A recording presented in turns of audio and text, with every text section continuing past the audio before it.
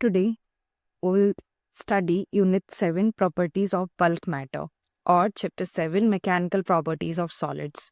In this chapter, we are going to cover the mechanical property of solid, elastic behavior of solid, stress strain relationship, Hooke's law, Young modulus, bulk modulus, shear modulus of rigidity, Poisson ratio, elastic energy, and qualitative treatment only. So these are the major topics which we are going to cover in this chapter. So let's start. Let's start with the elasticity. Elasticity is the property of material of a body by a virtue of which the body opposes any change in its shape or size. When the deforming force are applied to it and recovers to its original state and soon as the deforming force are removed. So this is what elasticity means. Like when we are just applying any force and whatever the shape is, it gets changed. But when we remove the deforming force, again it will come back to its original shape. This is what elasticity means. Perfect elastic body. The body which completely recovers the original state on the removal of a deforming forces is called perfectly elastic. As this word means, we know the elastic thing, but perfectly it means it will recovers in the original state after removing the deforming force. So it is a perfectly elastic body, and the example for this is quartz. Perfectly plastic body. So the body which does not recovers its original state on the removal of deforming forces and retain its modified form is called perfectly plastic. It got changed. Okay, after removing the deforming force as well. So this is what perfectly plastic body means, and the example will be wax. Now, a perfectly rigid body, the body which does not changes its original shape or the size on an application of a deforming force, it is called rigid body.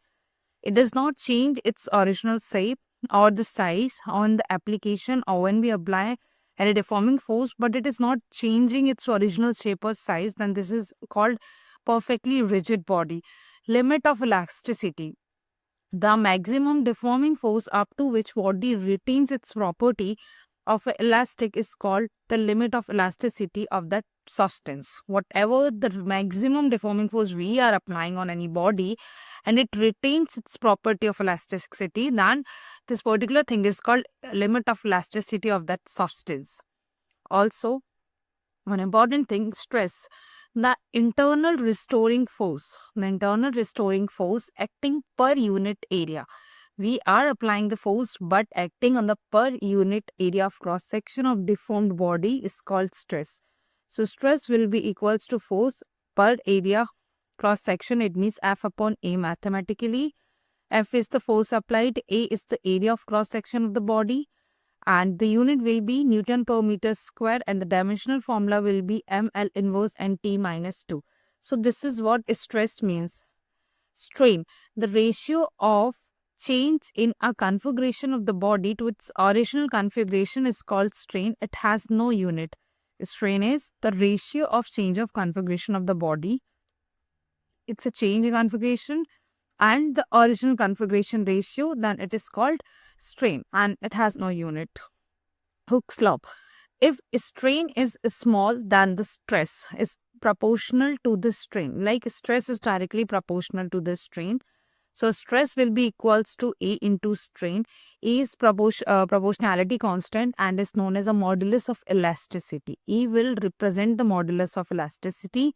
And just keep in mind that obviously E will be equals to stress upon strain.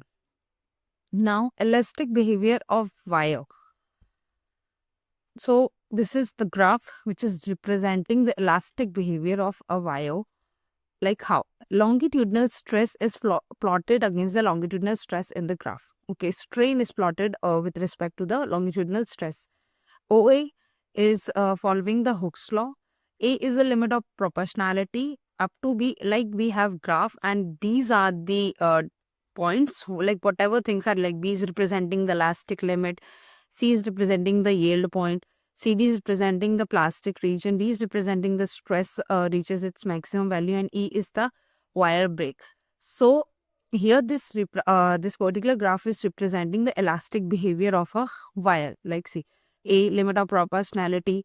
V is elastic limit. C is the yield point. This is the plastic region. Fracture point where it's getting moved. Elastic behavior, stress and strain. It is just between the stress and strain.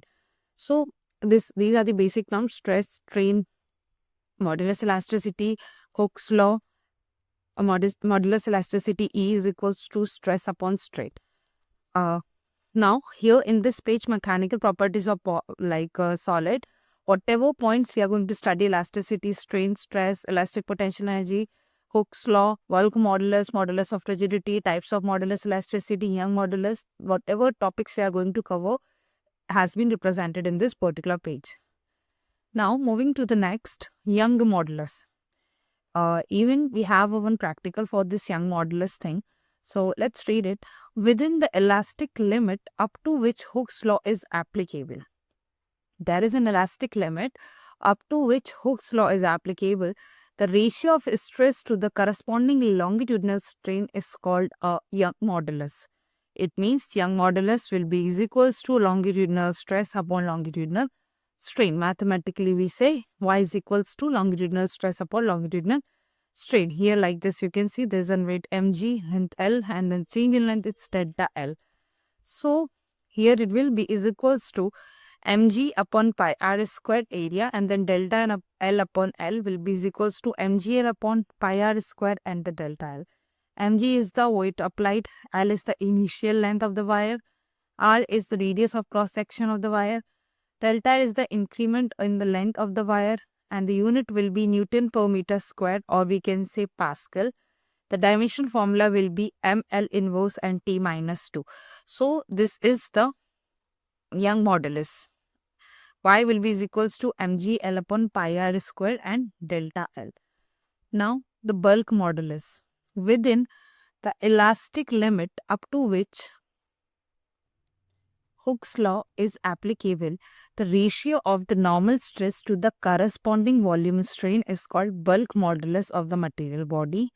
We have this one body, and here in this body, elastic limit up to which Hooke's law is applicable, but after that the ratio of the normal stress to the corresponding volume strain is called bulk modulus.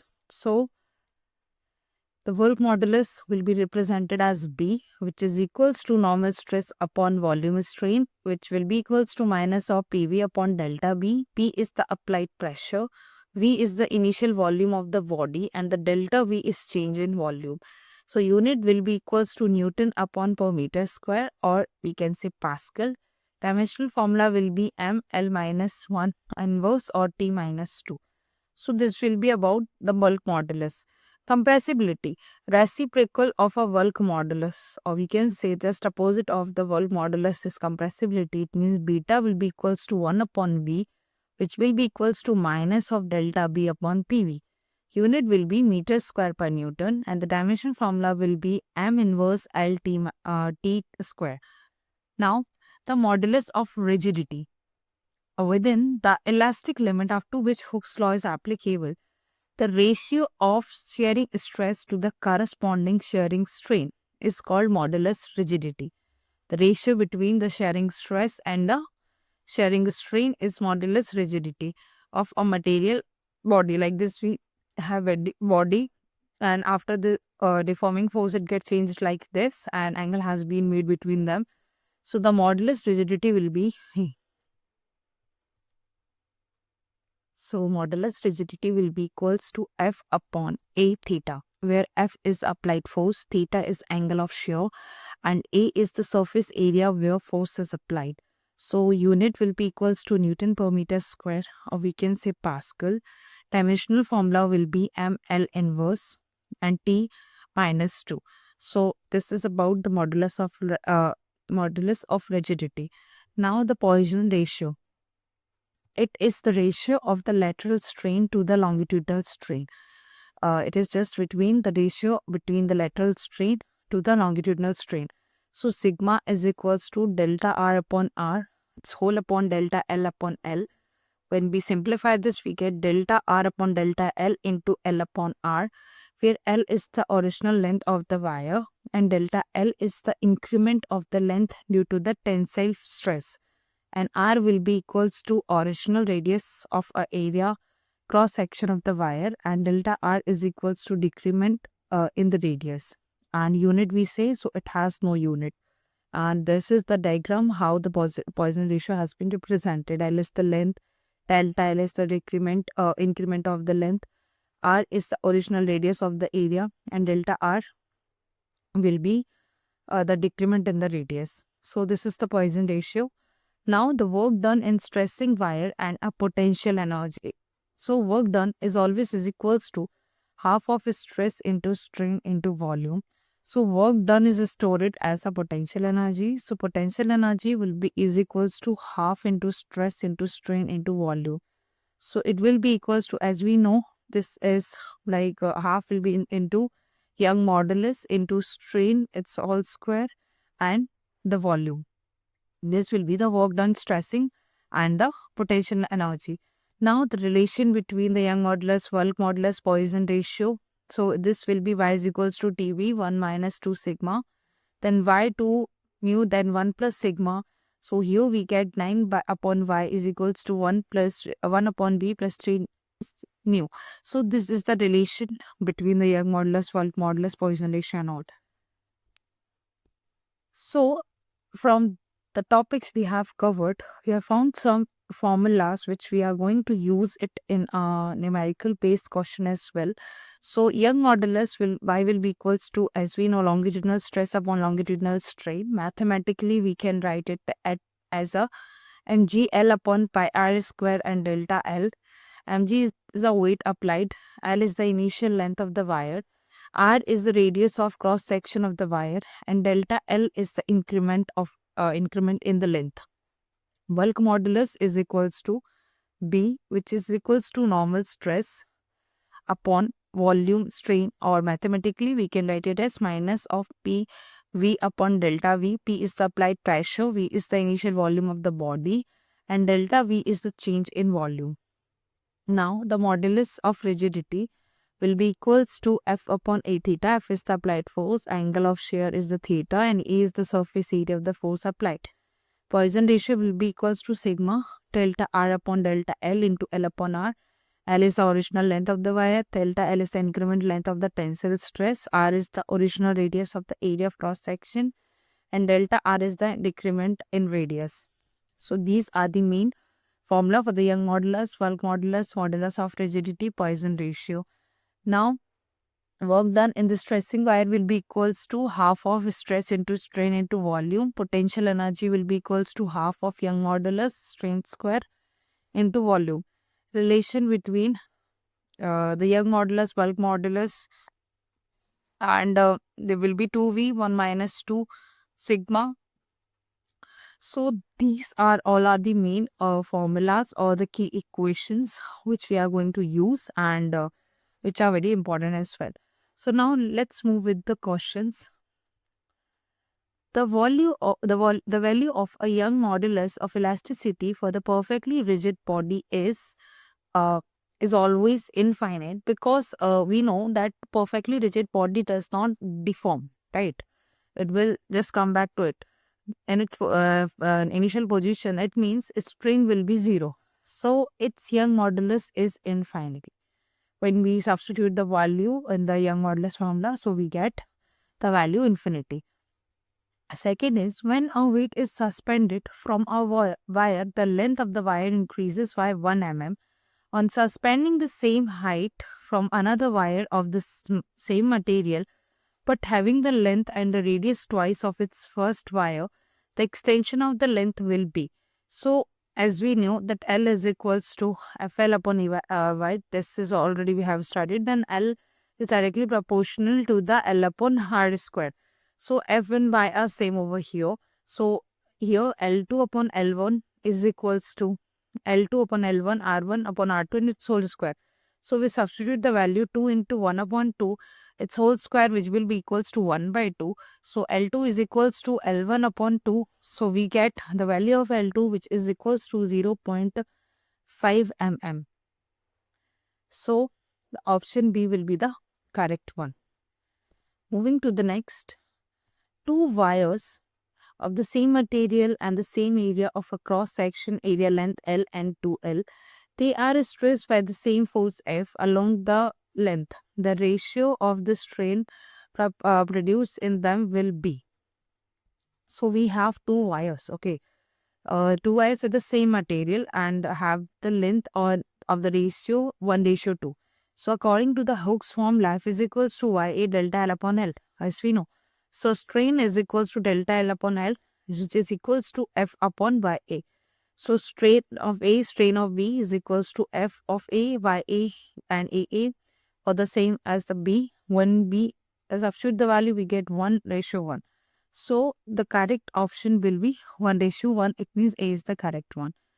Now the unit of a modulus of elasticity is, we have option kg per meter square second, kg per meter second square, kg meter square second square, kg meter cube and the second square.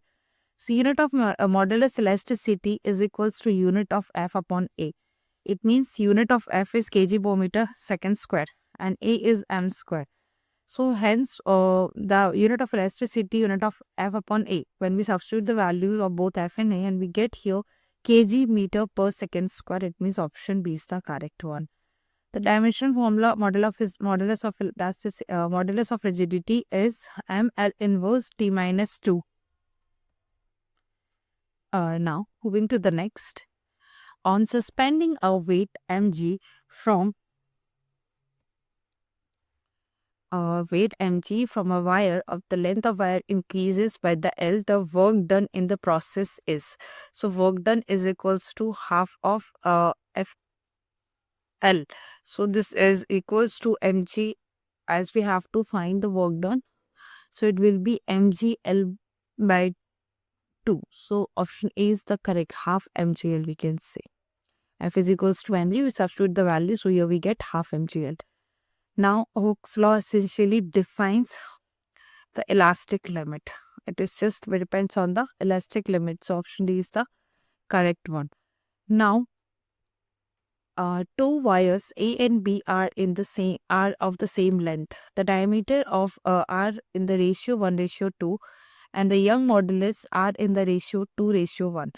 If they are pulled by the same force, then their elongation will be in the ratio of. So we know that Young modulus is equals to stress upon strain. We get Y is equals to FL upon A delta L. A is the wire area and L is the original length. Delta L is the change in length and F is the force.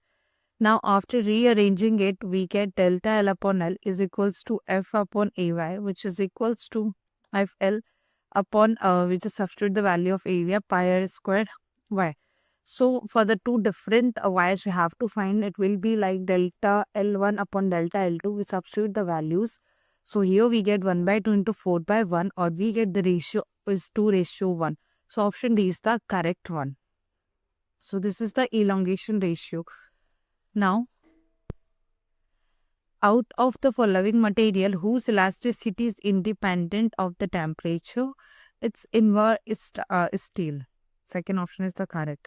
Now, the upper end of the wire is 1 meter and long and 2 mm radius is clamped. The lower end is twisted through an angle of 45 degree. The angle of the shear is. So we have length 1 meter. We have radius 2 into 10 raised to the power minus 3 meter. Since the radius is very small, so in this case 10 phi will be is equals to 5. So from the diagram it is clear that AV is equals to R and angle meet is theta. R is a very small radius. So 10 phi will be equals to R theta upon 1. So phi will be equals to, we substitute the value of 2 into 10 raised to the power minus 3 into 45, the angle which has been made, and upon 1. It will be 0.9 degree. So the angle of the shear will be 0.9 degree. It means option B is the correct one. So these are also some questions based on the Young modulus and bulk modulus, etc. elasticity. In a wire, when the elongation is 2 centimeter and the energy stored is E, if a stress is by 10 centimeter, then the energy stored will be. So energy E is equals to half of Young modulus strain square into volume. So E will be equals to 1 by 2 into Y into 2 upon L and the 2 into V. So E dash will be equals to 1 by 2 into Y into 10 L. We just simplify the equation, two equation for the E and the E dash, and the taking the ratio, when we took the ratio of both, substitute the value, and here we get E dash would be is equals to 25 of E. Now, the length of the wire is cut to a half. What will be the effect on the increase of its length under the given load? Also, second, what will be the effect on the maximum load when it can be over? So, firstly, according to the first one, what will be the effect on the increase of its length under the given load? Whatever the load is given, what will be the effect? So, it will be reduced by half. And for the second, there will be the no effect. How is it? See, initially y is equals to mgl pi r square upon delta L1. And for the next one, it will be mgl upon 2 pi r square delta L2. When we take the ratio, we get 1 by 2 is equals to delta L2 and upon delta L1. So delta L2 will be equals to half of delta L1. So that's why it will be reduced by half. And for the second one, there will be the no effect. So these are some 1 marks question. After that, we'll move forward with the 2 marks question. Now we have two wires P and Q equally thick and made up of the same material. But the length of the P is the twice of that Q. So which wire will have a greater extension for the given load? Which one undergoes a greater strain? So two sub questions are there. Firstly, which wire will have a greater extension, that we'll have to follow. So A will be equals to Y mgl upon A upon delta L. A, Y and mg remaining constant. Delta L directly proportional to the L. Since the length of the wire P is a twice that of wire Q, extension of the P wire will be the twice compared to the extension of the wire Q. So this for which of the wire we have find. Now after that, the second one is the strain, which is equals to the delta L upon L. So delta L, which is equals to mg upon A. So A, Y and mg remaining the same for the both wire will also remain same. It will be same. And for the A1, length of the P is the twice that of the Q, means P wire length will be the twice of the wire Q. And here it will remain same. Now, second one, consider the stress strain graph. We have a stress and strain graph for the metal wire as shown in the figure. Up to the point B, the wire returns to its original state. Okay, up to this point. And O along with the curve VAO. When it's gradually unloaded, point E correspond to the fracture of the wire here. This is the fracture point. So up to which point the curve is in the Hooke's law obeyed? Which of the point of the curve correspond to the elastic limit of the wire? And third one is which portion of the curve represented the elastic and the plastic region? So here, as we know that up to V, it is just coming back to its original position. So here we can say till point A, Hooke's law has been followed. And for the second one, which point the curve correspond to the elastic limit of the wire. So here from till the point B, it is coming to its original state. So point B of the curve correspond to the elastic limit. Till here the elasticity has been followed. So point B. And which portion of the curve represent the elastic and the plastic region? So from the point O to B, elastic region, and from B to E, it's a plastic. From like till B, it's coming to its original, so it will be the elastic. And after B to between B to E, it will be the plastic. Now, same, we have another question. Consider the following stress strain graph from the metal wire. So on the basis of that, describe what happens when the wire is loaded up to the stress corresponding to the point C on the graph, and then unloaded gradually. Explain the dotted curve CO dash particularly. What is the peculiar about the graph from the D to E? And third one is, what is the maximum stress of the wire to be subjected without fracturing it? So describe what happens when the wire is loaded up to the stress corresponding to the point C. Here on the graph and unloaded gradually. So explain the dotted curve of C and O dash particularly. So when the wire is loaded up to the point C and then unloaded gradually, the wire does not follow the path of CBAO. Okay. When the stress is completely removed, the permanent strain will be O and O dash will remain. It means when it gradually decrease, it will not come back to this particular point which is OAB. What it just happen is the stress will remove completely at that moment, and there will be the strain between O and O dash. What is the peculiar about the graph D to E? Here, the peculiarity of the D to E region is that even if the stress is decreased, the length of the wire is going to be increased. Means here from the conditions, stress is decreasing, but still the length of wire is going to be increased. Third one is what is the maximum stress of the wire we subject it without fracturing it. So stress up to the point D can be applied without causing the fracture, as we know that E is the fracturing point only. So up to the point D. Now again one more graph-based question. Two different type of rubber are found to have a stress and strain, like this strain of rubber A and the strain of rubber B. So in what respect do these curves differ from the corresponding curve of metal? Second is, which of the two rubbers A and B would you prefer use a shock absorber sheet to be placed between a heavy machine and the floor? Which of the two rubbers A and B would have choose for you the card type? So the curve differ from the corresponding to the curve of metal. So Hooke's law, firstly the Hooke's law not obeyed. So elastic hypothesis is present. Here it's talking about the rubber. Hooke's law has been not present. So elasticity hypothesis is present. Second is hypothesis curve for the rubber B is wider than the rubber A. Obviously, we can see it from the images. Hence, the rubber B will be suitable for the shock absorber, as its area is more than also in comparison of A1. Now, rubber A will be the more suitable for the car. When we talk about the car, so here we can say that rubber A is more suitable because its area is not that much in comparison of V. So, for that particular case, we'll just consider the A1 for the car purpose. So this is all about the 2 marks question. Let's move forward with the 3 marks question. Explain the fully terms stress, strain and define the Young modulus of the elasticity. So a stress is when an external force is applied to a body.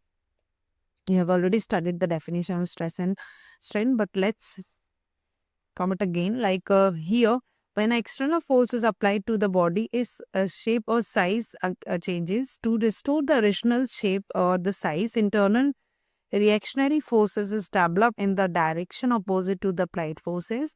The internal restoring force acting per unit area cross section of the deformed body is called stress. And the restoring force is equals to the external applied force. It means stress will equals to F upon A. F is the external force, A is the area of cross section. Force is a Newton and area is the meter square. So unit of the stress will be Newton per 8 meter square. And the strain will be due to the application of the external forces. The change in the unit size of the body is called strain. It has no unit. So this is all about the stress and strain. And also the Young modulus experiment or Young modulus theory. So within the elastic limit up to which the Hooke's law is applicable, the ratio of the longitudinal stress to the corresponding longitudinal strain. Simple words, Young modulus is the ratio of a longitudinal stress and the longitudinal strain is called Young modulus of the material body.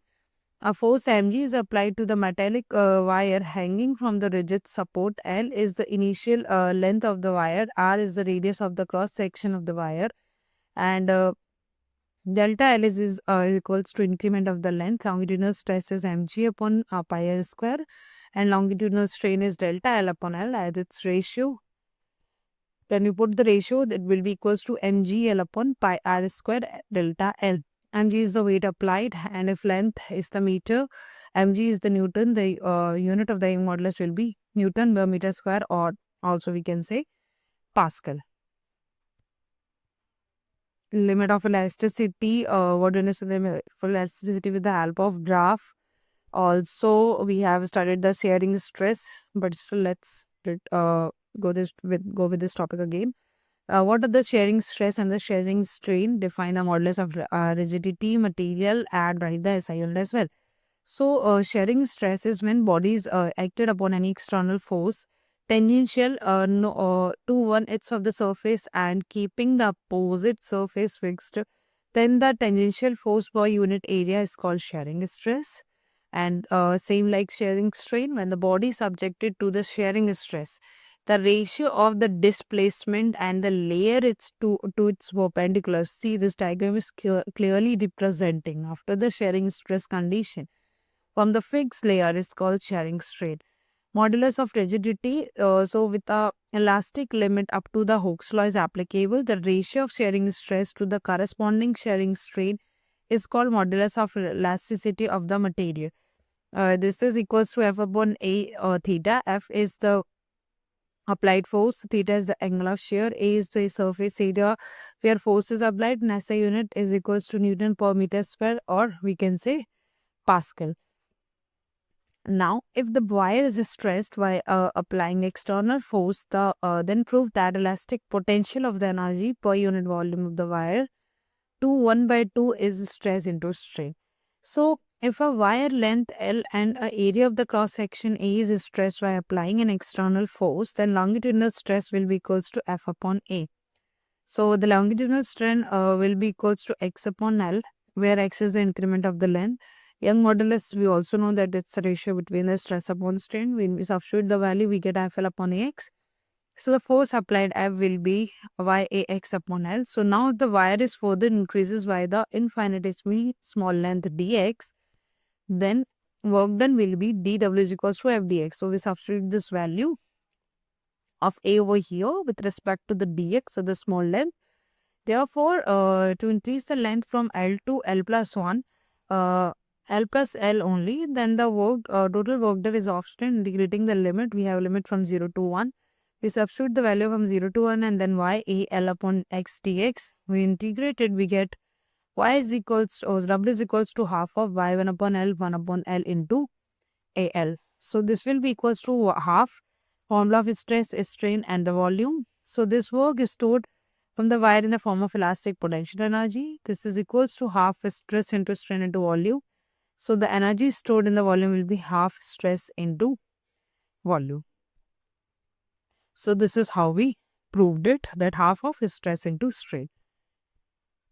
Now, let's move forward with some numerical based question, which are generally based on the Young modulus, Welt modulus and all. So, a weight of 1.0 kg is suspended from the lower end of a wire of a cross section, which is 10 mm square.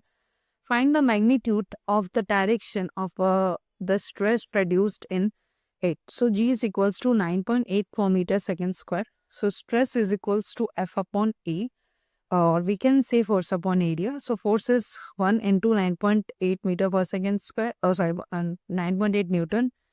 And then area is 10 mm square, we convert it to the meter. So, stress will be 9.8 upon 10 into 10 raised to the power minus 6. So, here we get 9 into 10 raised to the power 5 Newton per meter square, and direction will be the upward as it's a positive. Okay.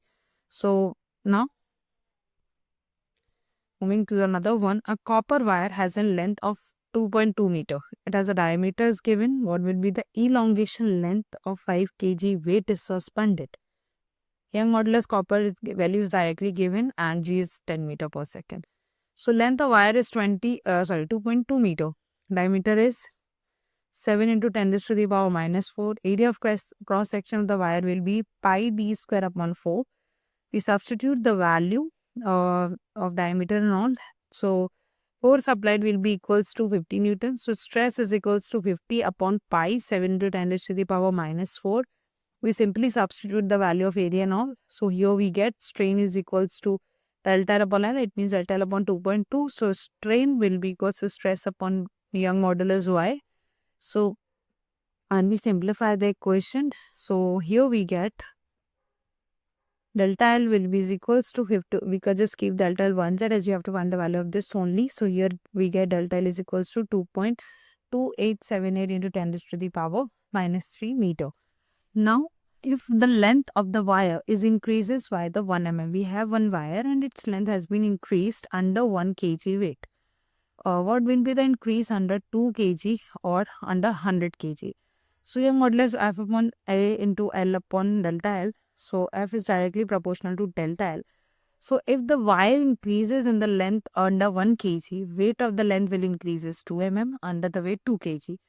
But when the weight is increases by the 100 times as according to the question, then the force is extremely high and at that time wire will break. So, this is the condition. Now, a composite wire consists of the steel wire of a length 1.5 m and the copper wire of length is 2 meter. Then with the uniform cross section area of 2.5 into 10 raised to the power of minus 5 meters square, cross section area is given and the load of mass is given. Find the extension produced Young modulus of the copper, which value is also given, and the steel value is given. Take G is equals to 9.8.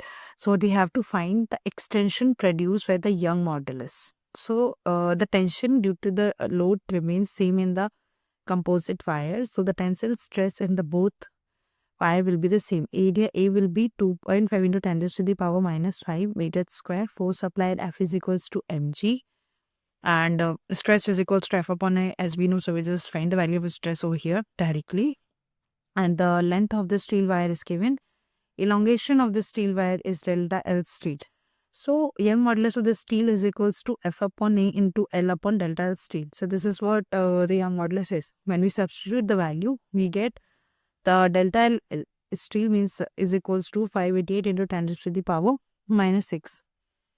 So the length of the copper wire is 2 meters. So elongation of the copper wire will be delta L Cu. You'll represent it with the delta L Cu. So for the Young modulus, we have found it for the steel. Now for the copper wire. So when we write the value for the Young modulus, it will be delta L Cu is equals to 1568 into 10 raised to the power minus 6. So total elongation will be the sum of both the steel and the copper wire.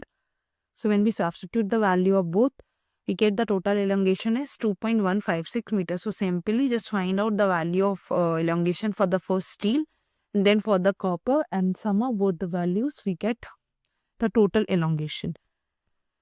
So this is all about like totally based on the Young modulus thing only. Let's move forward with another one. A piece of the metal of 2 kg weight is suspended from one end vertical wire whose other end wire is fixed with the piece fully immersed in the oil. Density is given. The length of the wire is increased by 1 mm. If the diameter of the wire is 0.6 mm, Young modulus is given. The volume is also given. Then calculate the initial length of the wire. So just write down all the values which are given to us. Area A will be convert the value from mm to m, millimeter to meter. Then area is equals to pi d square upon r upon 4. So we substitute the value, we get the area value, and Young modulus is already given to us, volume is given to us. So the metal piece is fully immersed. Then the force will be equals to mg minus rho g into v. So substitute the value, and here we get the value of F is equals to 14.112 Newton. So Young modulus is upon A into L upon delta L. So putting the values in the above equation, we get, as you have to find the value of L, so we'll just keep L one side and put all rest of the values. So here we get L is equals to 4 meter. So firstly, find out the value of value of L, A, and Young modulus value is already given. Then after that, put the value in this Young modulus formula and you get the value of length L is equals to 4 meter.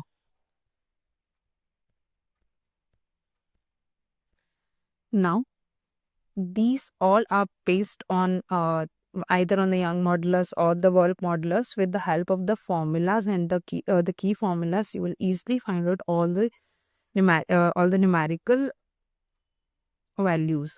Now, the second is for the steel, the breaking stress is 8.0 into 10 raised to the power 6 Newton meter minus 2, and the density is given. Find the maximum length of the steel wire which can be suspended without breaking under its weight. So area is given, density is given, length of wire is given. Mass of the wire will be equals to rho ALG. We'll substitute the value, and then force is equals to mg. So here we get 8 into 10 raised to the power 3 ALGN. Breaking stress is equals to F upon A. So it will be 8.0 into 10 raised to the power 3 upon minus 3, then it will become 10 raised to the power 6. Then mg upon A is equals to like this. So as we'll have to find the value of L. So 8 into 10 raised to the power 3 and ALG is equals to 8.0 into 10 raised to the power minus 6. We keep the value of L one side, as we have to find the value of the maximum length of the steel wire. So L will be is equals to 100 meter. Next is same only. A body of 10 kg tighter to the end 0.3 meter of the wire is rotated in a horizontal circle. The area of cross section of the wire is 10 raised to the power minus 6 meters square, and the breaking stress is 4.8 into 10 raised to the power 7 meter. Why how much maximum angular speed the body is to be rotated? So mass of body is given, radius of circular path is given, area cross section, velocity let be the V, centrifugal force F is equals to mv square upon r. Okay, so it will be as it is in the rotation motion, so obviously centrifugal force will apply here. So it will be F is equals to mv square. At that time, the force F is equals to mv square upon r. So we substitute the value, and breaking stress is F upon A. We write the value of F and A. So as we have to find the value of V, so it will be like 4.8 into 10 raised to the power 7, 10V square upon 0.3. So we just keep the V one side, and here the value of velocity we get 1.2 meter per second.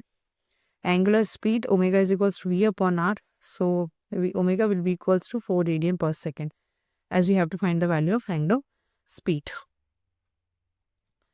Another one is a brass of a rod length is 0.2 meter and area of cross section is 2 centimeters square is compressed where the force is given. Determine the increase of rod, and Young modulus brass is values also given. So just write the values whatever we have given. The very first priority for solving any numerical is just to simplify the values, say values in the mm or millimeter, then just convert it into the meter like this. And if the value is force and area value is given, just find out the value of his stress like this, so that easily will calculate the values whatever it has been asked. So here as determine increase in the energy of the rod. So firstly energy will be represented as U, which is equals to, as we know this relation as well. So U will be equals to half stress into strain into volume. So stress we substitute the value of strain. Stress upon y, it will be stress square volume upon y. So just whatever the values we have with us, stress, volume and the y substituted, and here we will get the value of energy, which is equals to 85.75 into 10 raised to the power minus 7 joule. So these are the questions, 2 marks, 5 marks and 3 marks. After that there is case-based condition. Like you have paragraph, you'll have to read that particular paragraph, and on the basis of that you will have to answer it. Let's go with this one. Object get deformed when the pulled and twisted. Elasticity and measure amount of an object can return to its original shape. These external forces, pressure removed, and the opposite of the elasticity, plasticity, when something is stressed and it says stress material said to be the plastic, such deformation is said to be the plastic deformation. In elastic deformation, atom of the material are displaced temporarily from the original lattice side and they return back to its original position. And in the plastic deformation, atom of the displaced permanently from their original lattice and they don't return back to its original position even the removal of the external load. So the plastic deformation is temporary, whereas the plastic deformation is permanent. So amount of the elastic deformation is very small, but the amount of plastic deformation is quite large. External force required for the plastic deformation of the solid is quite small. Force required to the plastic deformation is much higher. Total energy absorbed by the material during the elastic and the plastic deformation region is called module toughness. And energy absorbed by the material during the plastic deformation is called by the module resilience. Most material have an amount of the force pressure for which they deform elastically, and if the more pressure is applied, then they have a fair amount of plastic deformation before breaking and said to be the ductile. And material those can't be stressed or the bent without breaking are said to be the brittle copper, aluminum, etc. The ductile material for this reason, those are used for making the wire, glass, and the ceramic are often brittle and they are not blunt, they will break. So, on the basis of this case, we have some question. Which of the following statement is false? We have a statement A is a body said to be the plastic when it deformed due to the application force and return to its original shape when deforming is removed. B is external force required for the elastic deformation. The solid is quite small. C is if in a plastic deformation, atom of a solid are displaced permanently from the original lattice side. D is most of the material have an amount of the force pressure which they deform elastically, and if the more force or the pressure is applied, then they undergo the plastic deformation. So these are the four cases on the basis of the case which has been given. So from these four, option number A is the correct, because as it is saying that anything is said to be plastic when it deforms due to the application of the force and return to its original shape when the deforming force is removed. Now, Hooke's law is applicable for elastic materials. Hooke's law is applicable only for the elastic material, which is stated to the relatively small deformation of an object. Displacement of the size deformation is directly proportional to the deforming force. So, under this condition, we can conclude that Hooke's law is applicable only for the elastic material. These all things we have already started. Aluminium is ductile in nature. This we have checked it. Now, aluminum is the ductile material. It can be undergo substantial plastic deformation prior fracture. Before fracture, it will just go to the ductile in nature. That's why we can say it is a ductile material. Ceramic is brittle. It will break, so it will be a brittle material. It's subject to the little stress. Fracture when the little elastic deformation and it's significantly plastic and deformation, hence it is brittle in nature. So this was the case-based question. Now we have one subjective-based question as well. So read the following text and answer the following question on the basis of the same. There was a hanging book rack in the principal room. It was a hanging from the ceiling within the steel wire. One day, after keeping an additional book in the rack of the wire broke, Principal was surprised. He carefully observed the wire and there was no rusting. Principal was confused. He called the physics teacher and requested him to explain the phenomena. Principal had arts background, so physics teacher explained the basic elasticity, Hooke's law, and the breaking stress. So, what is breaking stress? This is the condition actually. What is the breaking stress? Breaking stress is the maximum stress of the body that can withstand before the finally breaks. It is defined as the ratio of the breaking force of the per unit area. The maximum stress is only the condition of the breaking stress before the breaking process. Now, draw a simple stress strain diagram. Indicate the region in which the wire was lying just before breaking. So, this is just between the stress and the strain. At this point, E, and from the F, this is the fraction of the breaking point. Just before the breaking, the wire was lying from E to F and region to the stress strain. So this was the subjective based question. Now let's move forward with the assertion and the reason. Again, we have two things like assertion and the reason. And from that, we'll have to conclude whether both are correct. R is associated with A or not. Both A and B are true. A are true, but R is not correct. With the explanation A is true, B is false, A is false, or R is true. So assertion is strain as the ratio or change in the dimension of the body, its original dimension, and the reason is dimension from the strain is ml t minus 2. So here both A and B are the correct, but as we can see, it's not associated with the A one.